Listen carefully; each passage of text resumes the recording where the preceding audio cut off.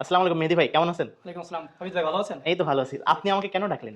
আজকে ভাই আপনাকে ডাকার একটা উদ্দেশ্য, আপনি তো বায়োলজি এবং কেমিস্ট্রি পড়ান দেখি। হ্যাঁ, হ্যাঁ, জি। অনলাইনেও আপনার অনেক প্রচারণা আছে, অনেক স্টুডেন্ট আছে, আপনার অনেক খ্যাতি আছে, সুনাম আছে। জি, জি। তো আপনাকে আজকে আমি একটা মজার জিনিস শেখাতে চাই বা ভাই ম্যাথটা শেখায়েন না ভাই, আমি কিন্তু ম্যাথ পারি না বলেই কিন্তু আমি হচ্ছে কেমিস্ট্রি বায়োলজি পড়াই। আচ্ছা, ম্যাথ শেখাবো না, আমরা তাহলে একটু কি শেখাবেন? আইসিটির ম্যাথ দেখবো। ICT র আইসিটি কিন্তু সহজ, তাও ম্যাথ? তাও ম্যাথ। ভাই আইসিটি সাবজেক্টটা স্টুডেন্ট বলে নাকি অনেক কঠিন, আসলে কি কঠিন? কিন্তু আমি যেভাবে বুঝাই, আসলে আমি মনে করি আইসিটি কোনো কঠিন কোনো সাবজেক্ট তা না। আমাকে কি ধরবেন একটু, আমি একটু দেখি। আমি খুব সিম্পল একটা ম্যাথ ধরবো।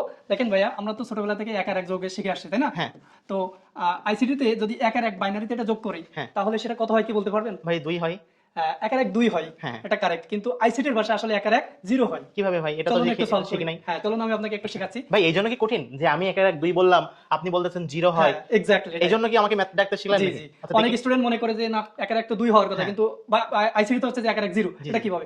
এই খুব মানে সিম্পল একটা ট্রিক্স দিয়ে আমি আজকে ক্লাসটা শেখাবো। ঠিক ওকে? আছে ভাই, আমরা দেখি আপনার দেখেন, ক্লাসটা। তাহলে আমাদের সিস্টেমটা হচ্ছে, দেখেন এখানে এক আছে, এখানেও এক আছে, তাই না? জি, জি। তাহলে এক আর এক যোগ করলে আমাদের যোগফলটা কত হয়? 2 2। এখন সিস্টেম হচ্ছে আমরা যোগ করতেছি কোন সংখ্যা পদ্ধতিতে? বাইনারি বাইনারি সংখ্যা সংখ্যা। পদ্ধতিতে। আর বাইনারিতে আমরা জানি দুইটা সংখ্যা ব্যবহার হয়, একটা 0 একটা 1। যার জন্য এর বেজ হচ্ছে 2। Two। এখন আমাদের সিস্টেম হলো এখানকার যোগফল যদি এই বেজের বড় অথবা সমান হয়ে যায়, জি। সেক্ষেত্রে আমরা মূল যোগফল থেকে বেজটা বিয়োগ করি। জি, জি। তাহলে 2 থেকে 2 বিয়োগ করলে কত হয়? 0। 0। এজন্য এখানকার যোগফল হয় হচ্ছে আমাদের Zero। 0। এখন এই যে বেজটা আমরা একবার বিয়োগ করলাম, তার জন্য হাতে থাকবে 1। এই যে হাতে 1 থাকলো, এখন তো সেই 1 আমার এখানে কি বসাই দিলাম। তাহলে দেখেন তো ভাইয়া, এক আর এক যোগ করলে আমরা টোটাল যোগফল কত পাইছি? 10 10 বা অন 0। on 0। এটাই কিন্তু আমাদের বাইনারির যে যোগফলের যে ট্রিক, সেটাই কিন্তু এখানে আমি অ্যাপ্লাই করলাম।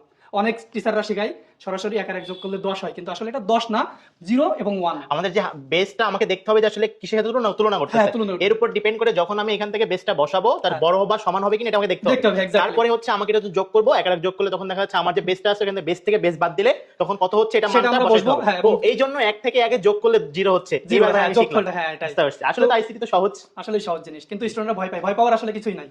দেখো আইসিটি বলে কথা না, যে কোনো সাবজেক্ট কোনো প্রকার আসলে প্যানিক হওয়ার দরকার নাই। যে কোনো সাবজেক্ট তুমি ভাই পরিশ্রম করতে হবে, বিশ্বাস করো। পরিশ্রম না করলে কখনোই তুমি ভালো কিছু করতে পারবে না, ঠিক আছে? আজকে যদি তুমি ফাঁকি দাও, কালকে অবশ্যই সেই ফাঁকির প্রতিদান তোমাকে দিতে হবে। আর আজকে যদি তুমি পরিশ্রম করো, তার প্রতিদানও ইনশাল্লাহ তুমি ভালো কিছু পাবা, ঠিক আছে? একটা জিনিস মাথায় রাখবা, পরিশ্রম করো বা ফাঁকি দাও, এর ফলাফল হবে অবশ্যই তোমাকে সৃষ্টিকর্তা দিবে। সেটা হইতে পারে পজিটিভ, হইতে পারে নেগেটিভ। কিন্তু ম্যাক্সিমাম একটা ক্ষেত্রে তোমরা লক্ষ্য করবা যে সবাই পড়াশোনা করতেছে, যেহেতু অনেক পড়ছে, ঠিক আছে, কিন্তু পারে নাই। কেন পারে না? এটার অনেক কারণ আছে। অনেক সময় আমাদের ভাগ্যর জায়গাটা যদি আমরা স্কিপ করি, তাহলে আরেকটা ব্যাপার আছে। তুমি দেখাচ্ছে ঢালা হয়ে পড়তেছো, কিন্তু সেই পড়াটা ইফেক্টিভ কিনা সেটা তুমি বুঝতেছো না। একটা পড়াশোনা তুমি মনে করে করতেছো, তুমি দেখতেছো সন্ধ্যা 6টায় পড়তে বসছি, রাত 12টা পর্যন্ত বসছি, তুমি ক্যালকুলেশন করতেছো 6টা থেকে রাত 12টা পর্যন্ত 6 ঘন্টা পড়ছো, কিন্তু ওর ভিতরে দেখা যাচ্ছে তোমার 1 ঘন্টা পড়া হয় নাই, ঠিক আছে? সো এই ধরনের স্টুডেন্টদেরকে দিন শেষে পড়ে ঠিকই, কিন্তু রেজাল্ট পায় না, ঠিক আছে? কাঙ্ক্ষিত সো result পায় না। ভাগ্যের জায়গাটা সবসময় পরিশ্রমের উপর তোমাকে ডিপেন্ড করবে, ঠিক আছে? তুমি অবশ্যই ভালো কিছু করবা, সৃষ্টিকর্তা তোমাকে কোথাও না কোথাও ভালো কিছু একটা দিবে। সবাইকে অসংখ্য ধন্যবাদ।